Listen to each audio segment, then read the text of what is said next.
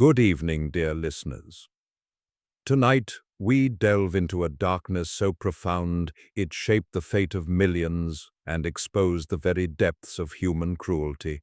We speak of a man whose name became synonymous with merciless efficiency, a man deemed so wicked that even among the highest ranks of the Nazi regime, his peers whispered of his demonic nature. Let us begin the tragic tale of Reinhard Heydrich, the man Hitler himself called the man with the iron heart.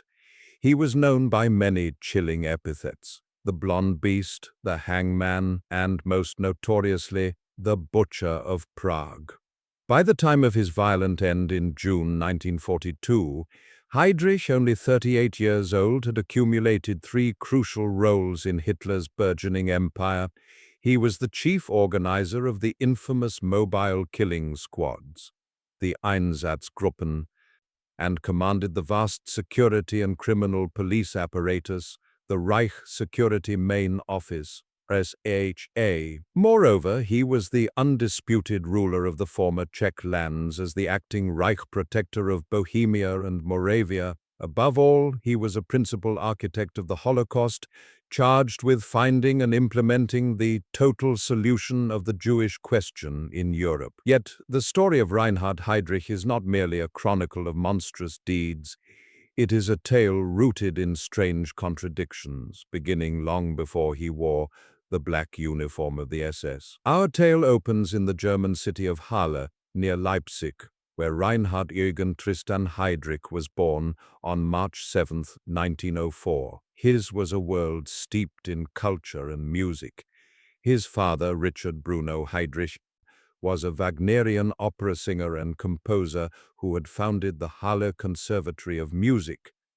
While his mother was an accomplished pianist, young Reinhard trained seriously as a gifted violinist, developing expert skill and maintaining a lifelong passion for the instrument. He lived in an elegant home and enjoyed elevated social status, the promise of a successful life laid out before him. But beneath this cultured veneer, darkness already stirred. Heydrich was described as a withdrawn, sullen, and insecure boy. He was the target of schoolyard bullies who tormented him about his very high-pitched voice and his devout Catholicism in the mostly Protestant town. Worse still, they taunted him with anti-Jewish slurs, whispering persistent though false rumors of Jewish ancestry in his family. This childhood torment, particularly the rumors, left an indelible mark, fueling a lifelong insecurity and hostility that would later be violently aimed at Jews. Though intensely self-driven to excel at everything, he was shaped by harsh discipline and frequent lashings from his mother. He possessed natural athletic talent, later becoming an award-winning fencer, but the societal chaos of the First World War and its aftermath offered a different path. Too young to serve in the Great War, the teenager found his first taste of violent purpose amid the revolutionary turmoil that followed. At age 16, he joined the local Freikorps, a right-wing anti-Semitic paramilitary organization dedicated to violently opposing communists. He immersed himself in the racial fanaticism of the German folk movement, which espoused the supremacy of the blonde-haired, blue-eyed Germanic people whom he resembled. He delighted in associating with these violently anti-Semitic groups, perhaps in a desperate effort to silence the persistent rumors about his own family tree. In March 1922, at age 18, seeking stability and prestige amid the poverty and hyperinflation that struck Germany, he enlisted in the small, elite German Navy. Despite being a bright and highly educated cadet, the taunts followed him.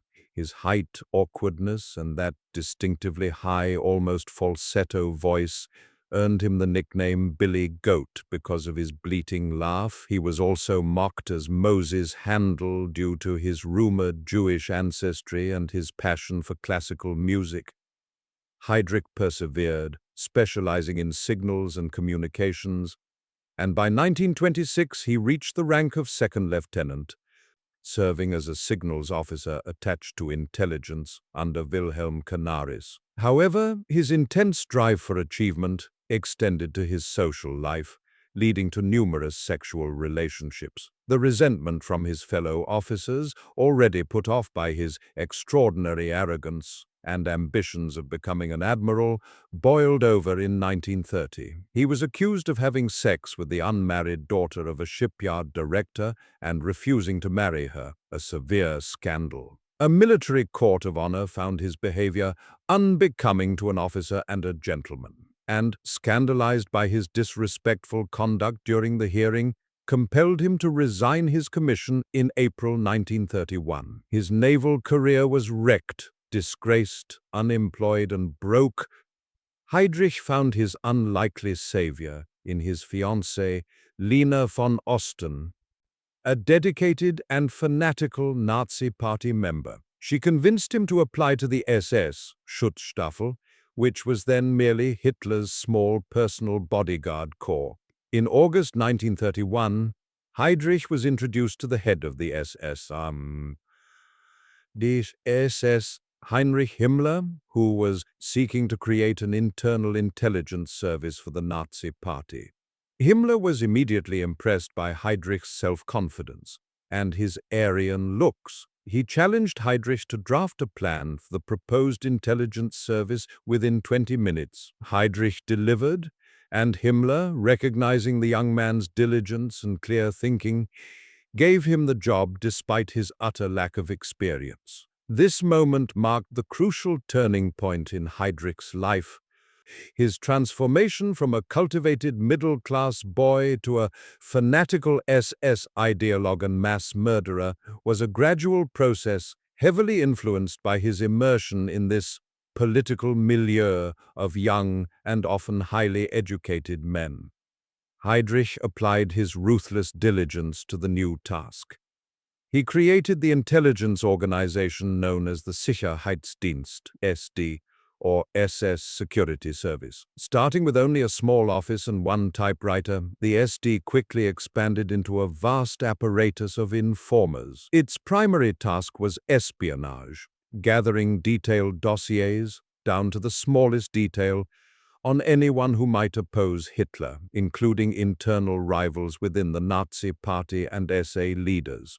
He developed a reputation for intrigue and scandal, keeping folders filled with rumors and details of the private lives and sexual activities of top Nazis, sometimes resorting to planting hidden microphones and cameras. His success was meteoric.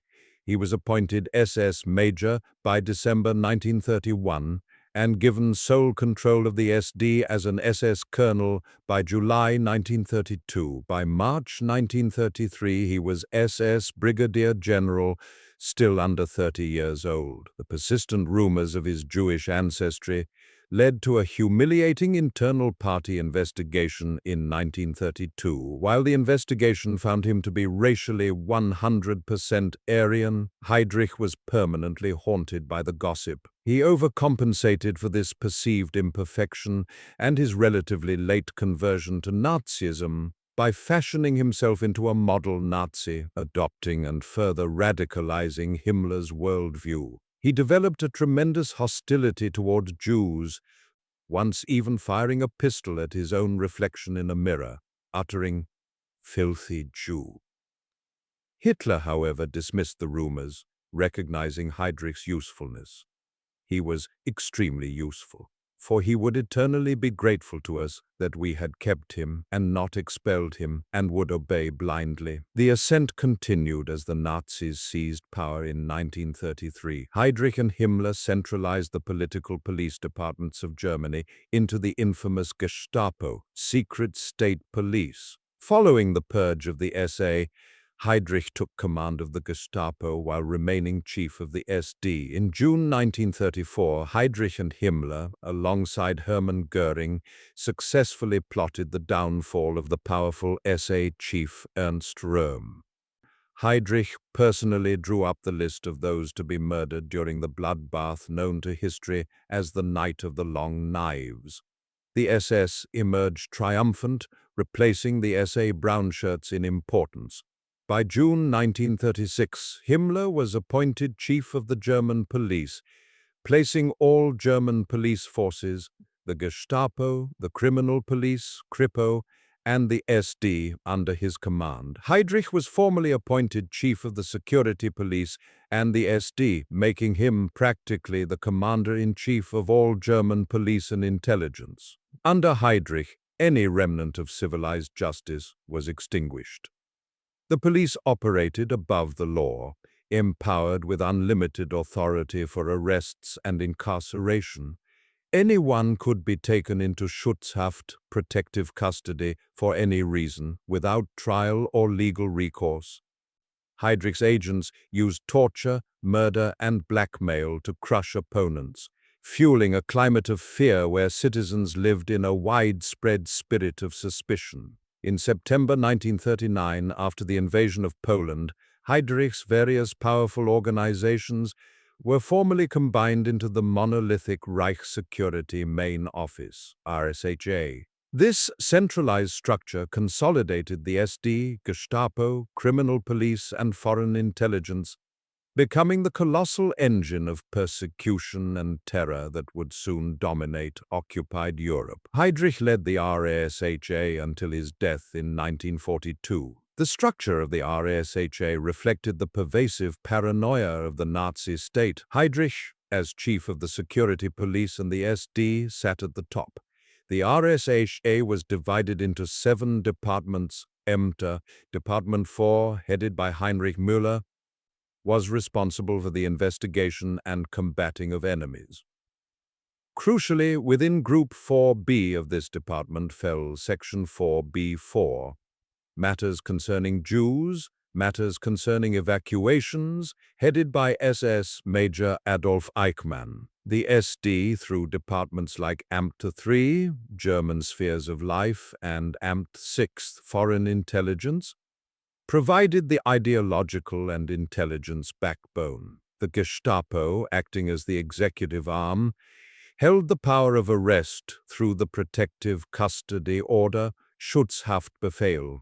Heydrich's apparatus was designed to suppress opponents identified by the SD, including world Jewry, Marxists, political churches, and Freemasonry.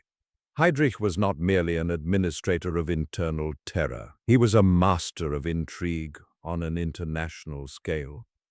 The sources suggest he was involved in feeding evidence to Soviet secret agents in 1937, contributing to Stalin's purge of top Red Army generals. He orchestrated the downfall of German army generals Werner von Blomberg and Werner von Fritsch, who had opposed Hitler's war plans, by attacking their personal character, allowing Hitler to take control of the armed forces. As Germany expanded, so too did Heydrich's system of exploitation and control. After the annexation of Austria in 1938, Heydrich established the Gestapo Office of Jewish Emigration in Vienna, headed by Adolf Eichmann. This office quickly amassed enormous wealth by extorting possessions from nearly 100,000 Austrian Jews in return for safe passage abroad. This ruthlessness culminated on November 9 through 10, 1938, during the pogrom known as Kristallnacht, Night of Broken Glass. Heydrich ordered the first widespread attacks on Jews and mass arrests throughout the Reich, sending 25,000 Jewish men to concentration camps. When World War II began on September 1, 1939, with the invasion of Poland, Heydrich supplied the necessary lie. He engineered a fake Polish attack on a German radio station at Gleiwitz, giving Hitler a fabricated justification for military retribution. Behind the advancing German army, the SS rushed in. Heydrich immediately formed the 5 SS Special Action Groups, the Einsatzgruppen. Their initial task was to liquidate Polish politicians, clergy, and intellectuals, the Polish upper class, as Hitler had decreed. They also concentrated Poland's enormous Jewish population, over 2 million, into walled-in ghettos. Conditions there, overcrowding, disease, and starvation, led to the deaths of 500,000 Jews by mid-1941. The ideological radicalization within the SS was accelerating. Heydrich, who had once been primarily concerned with forced emigration, now embraced total annihilation. The German invasion of the Soviet Union in June 1941 was deemed a war against arch-enemies. Soviet communism built on the biological basis of Soviet Jewry. Heydrich organized 4 large Einsatzgruppen, A, B, C, D, to follow the army. Their explicit orders were to carry out search and execution measures, leading to the annihilation of Jews across the Soviet territory. The leaders of these groups, such as Otto Ohlendorf, Einsatzgruppe D commander, kept meticulous records of the slaughter, sometimes competing to post the highest numbers. Ohlendorf himself reported executing 90,000 civilians, mostly Jews, in eastern Ukraine and Crimea. It was during this campaign that Heydrich reportedly told his subordinate Adolf Eichmann, "The Führer has ordered the physical extermination of the Jews." The traditional methods of mass murder, however, proved psychologically taxing for some perpetrators. After Himmler witnessed an execution by firing squad in Minsk and became visibly ill, he frantically ordered the use of mobile gas vans. This method, which fed exhaust into a sealed compartment, was judged unsatisfactory due to the small numbers killed and the unpleasant task of removing the bodies. The subsequent experiments involving carbon monoxide gas chambers at euthanasia killing centers in Germany, such as Brandenburg, provided the SS with technical knowledge used to construct the pilot extermination camp at Chelmno. On July 31, 1941, Reich Marshal Hermann Göring issued Heydrich the crucial order, prepare a plan for carrying out the desired final solution, Endlösung, of the Jewish question in the German sphere of influence in Europe. The coordination of this colossal, unprecedented campaign was formalized in one of the most infamous meetings of modern history, the Wannsee Conference, convened by Heydrich on January 20, 1942, at a villa on the southwestern edge of Berlin. Heydrich presided, informing 15 high-ranking Nazi bureaucrats from various Reich ministries that Hitler had authorized the physical annihilation of European Jewry and had designated the RSHA under his command to coordinate the final solution. He boldly projected that approximately 11 million Jews throughout Europe and the Soviet Union would be involved in this final solution of the Jewish question. The minutes, recorded by Adolf Eichmann, were edited by Heydrich, employing chilling coded language to describe lethal actions. Heydrich outlined the systematic process. Europe would be combed through from west to east, beginning with Germany proper and the Protectorate.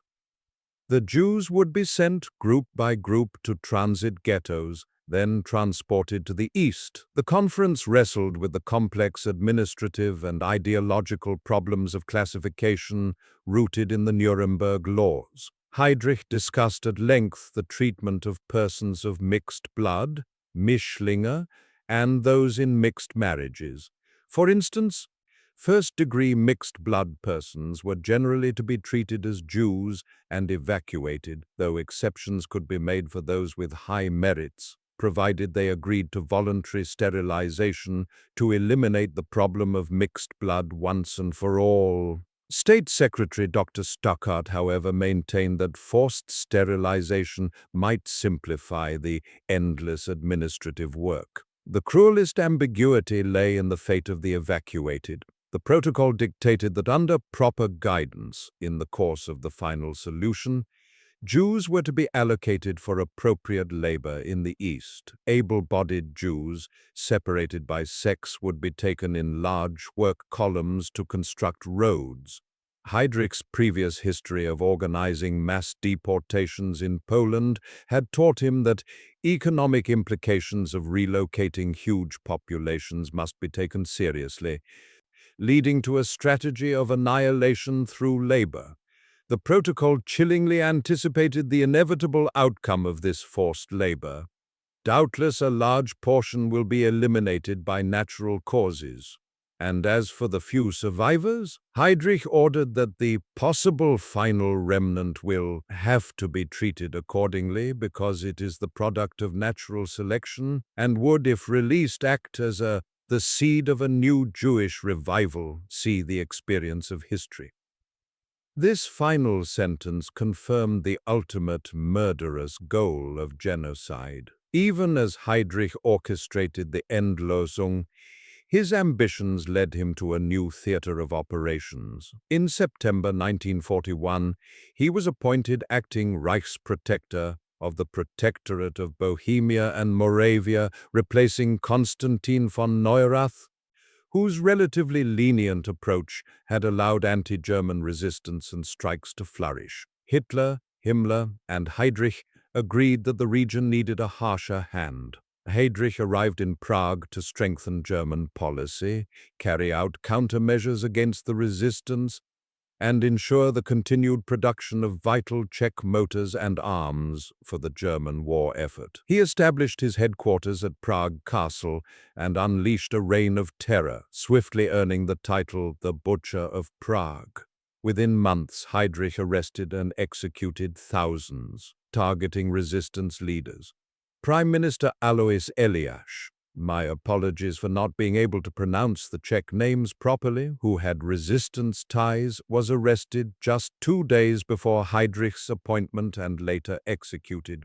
Heydrich was also responsible for establishing the Theresienstadt camp ghetto in November 1941, yet, true to his complex calculating nature, his reign was marked by the cunning carrot as well as the stick. He pursued a progressive policy of offering good wages and benefits packages equivalent to those in Germany to industrial workers and farmers whose productivity was vital to the Reich. This policy proved effective, leading to a 73% reduction in acts of sabotage within 6 months, a pacification of the protectorate that impressed Hitler and Himmler. Heydrich was so effective that there were rumors he was scheduled to transfer next to occupied northern France and Belgium to implement similar policies there.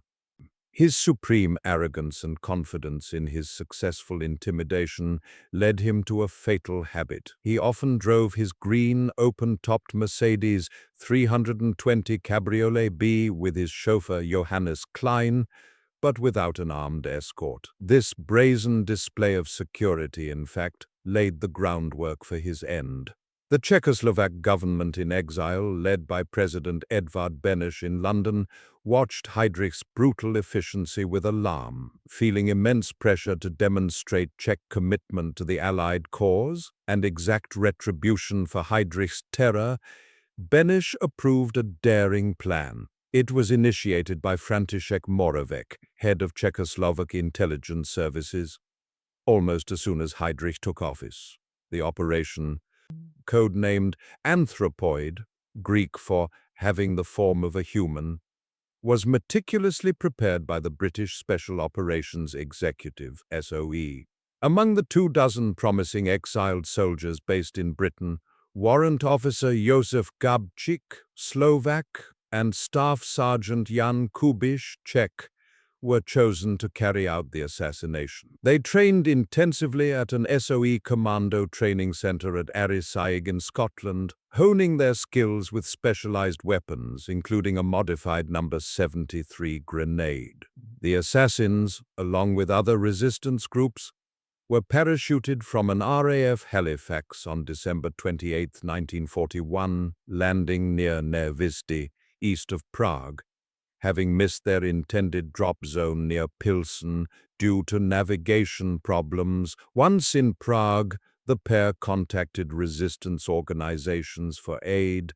Local resistance leaders, terrified of the inevitable, immeasurable reprisals, begged the government in exile to call off the attack, but Beneš personally broadcast a message insisting the attack proceed. The target's routine was predictable. Gabčík and Kubiš, along with lookout Josef Valčík from the Silver A Group, chose a hairpin curve at the junction between Kirchmayerova Třída and V Holešovičkách in Prague 8 Lieben. The sharp turn would force Heydrich's Mercedes to slow dramatically. At 10:30 a.m. on Wednesday, May the 27th, 1942, the green open-topped Mercedes, driven by SS Oberscharführer Johannes Klein, approached the curve. Gabčík, concealing a Sten submachine gun beneath his raincoat, dropped the coat and raised his weapon to fire. In a chilling twist of fate, the weapon jammed. Czechoslovak paratroopers often complained about the low reliability of British firearms, and this failure nearly cost them the mission. Heydrich, arrogant and reckless, instead of ordering Klein to accelerate away, stood up and drew his Luger pistol, shouting to halt. As the car braked in front of him, Kubiš, hidden until now, threw a modified No. 73 anti-tank grenade concealed in a briefcase. He misjudged the throw, and it landed not inside the car but against the rear wheel. The explosion, nonetheless, was devastating. Fragments ripped through the rear fender, embedding metal, shrapnel, and fibers from the car's upholstery into Heydrich's left side, causing severe injuries to his lung, spleen, and diaphragm, and fracturing a rib. Kubiš suffered a minor facial wound from the shrapnel. Heydrich and Klein, fueled by adrenaline, scrambled out with drawn pistols. Klein ran toward Kubiš while Heydrich moved toward Gabčík, who had dropped the Sten gun. Kubiš recovered, fired his pistol into the air to scatter tram passengers, and pedaled away on his bicycle. Klein attempted to shoot, but dazed, he accidentally pressed the magazine release catch, jamming his own gun. Heydrich, staggering, exchanged fire with Gabčík, who was behind a telegraph pole. Heydrich suddenly doubled over, collapsing against the railings in agony. His final pained order to Klein was, "Get that bastard." Gabčík escaped into a butcher shop where the Nazi sympathizer owner Brauer immediately betrayed him, shouting to draw Klein's attention. Klein pursued, but Gabčík wounded him severely in the leg with 2 shots and escaped on a tram. At that moment, Josef Gabčík and Jan Kubiš were unaware of the severe extent of the German leader's wounds, believing their audacious mission had failed. Heydrich was aided by a Czech woman and an off-duty policeman and rushed to Bulovka Hospital. Surgeons worked to save him, reinflating his collapsed lung, suturing the torn diaphragm, and removing his damaged spleen, which contained grenade fragments and upholstery. Heinrich Himmler, Heydrich's superior, immediately dispatched his personal physician, Karl Gebhardt, to Prague. Heydrich was subsequently cared for entirely by SS physicians, receiving large doses of morphine. Conflicting accounts exist on whether the new antibacterial drug, sulfanilamide, was administered. Hitler's doctor suggested its use, but Gebhardt declined, believing Heydrich was recovering. Heydrich developed a high fever and excruciating pain. During a visit from Himmler on June 2nd, Heydrich appeared to reconcile himself to his fate by reciting a line from one of his father's operas. Ja, die Welt ist nur ein Leierkasten, die unser Herrgott selber dreht. Jeder muss nach dem Liede tanzen, das gerade auf der Walze steht. The world is just a barrel organ, which the Lord God turns himself. We all have to dance to the tune which is already on the drum. Despite appearing to improve slightly, Heydrich suddenly went into shock while eating a meal on June 3rd. He fell into a deep coma and died on Thursday, June 4th, 1942, around 4:30 a.m.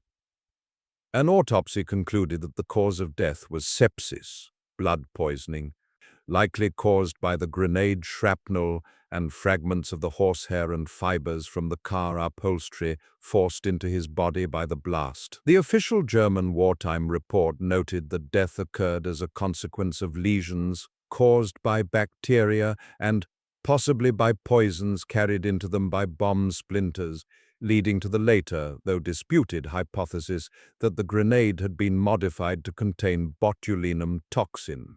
Heydrich's death was viewed by Kriminalpolizei police official Bernhard Wehner as betraying an uncanny spirituality and entirely perverted beauty like a Renaissance cardinal. In Berlin, Heydrich was mourned as one of the most important Nazi leaders. Two large funeral ceremonies were held, one in Prague, lined by thousands of SS men with torches, and one in Berlin, attended by all high-ranking Nazi figures. Hitler attended the Berlin ceremony, placing the German Order and Blood Order medals on Heydrich's funeral pillow. The cost of this successful assassination was terrifyingly high, plunging the Czech population into a maelstrom of retribution, often known as the Heydrich Terror. Hitler was enraged, initially favoring the indiscriminate killing of 10,000 politically unreliable Czechs. Himmler, however, convinced him to drop the idea, noting that Bohemia and Moravia were a critical industrial zone for the German war effort, and widespread executions would reduce productivity. Nevertheless, the vengeance was swift and brutal. An estimated 5,000 people were murdered in the reprisals, and more than 13,000 people were arrested and interrogated. On June 9th, 1942, 4 days after Heydrich's death, the Germans committed the most infamous single act of reprisal. Nazi intelligence falsely linked the assassins to the village of Lidice. The Germans descended upon the village, shooting all 199 men and boys over the age of 16. The women were deported to Ravensbrück concentration camp. Of the 95 children taken prisoner, 81 were later murdered in gas vans at the Chelmno extermination camp. Lidice was then destroyed, burned, and leveled until not a trace remained, its name being removed from all German maps. The village of Ležáky was also destroyed because a radio transmitter belonging to the Silver A team was discovered there and its inhabitants murdered. These massacres were proudly announced by Nazi propaganda, provoking tense outrage in Allied countries. The manhunt for the assassins consumed Prague. A deadline of June 18th was issued, threatening far greater bloodshed if the culprits were not apprehended. The tide turned on June 17th when Karel Čurda, a member of the outdistanced sabotage group, succumbed to the pressure of the threats and the promise of a 1 million Reichsmarks bounty. Čurda turned himself into the Gestapo and betrayed the identities and safe houses of his former comrades, including the Moravec family in Žižkov. When the Gestapo raided the flat, Marie Moravec, who was involved in the resistance, quickly bit into a cyanide capsule and killed herself. Her 17-year-old son, Vlastimil Ata Moravec, was tortured, plied with brandy, and finally broke after being shown his mother's severed head in a fish tank. Ata and his father, Alois Moravec, who was unaware of his family's involvement, were executed at Mauthausen concentration camp on October 24th, 1942. The assassins had found refuge in the crypt beneath the Cathedral of Saints Cyril and Methodius in Prague. Inside were 7 men: Gabčík, Kubiš, Josef Valčík, Adolfo Palka, Josef Bublik, Jaroslav Švat, and Jan Hruby. On June 18, 1942, 750 Waffen-SS soldiers laid siege to the church. Čurda was brought along to shout at his former friends to surrender, claiming, "Friends, surrender, nothing will happen to you." The paratroopers fiercely returned fire, shouting back, "We are Czechs, we will never surrender, you hear? Never." After a 2-hour gun battle in the prayer loft, Opalka and Bublik were killed, and Kubiš was found unconscious and died shortly after from his injuries. The remaining 4, Gabčík, Valčík, Švák, and Hruby, retreated to the crypt. The SS used tear gas and fire brigade trucks attempting to flood the space. Despite all efforts by the SS, the 4 remaining defenders took their own lives by suicide before they could be taken alive.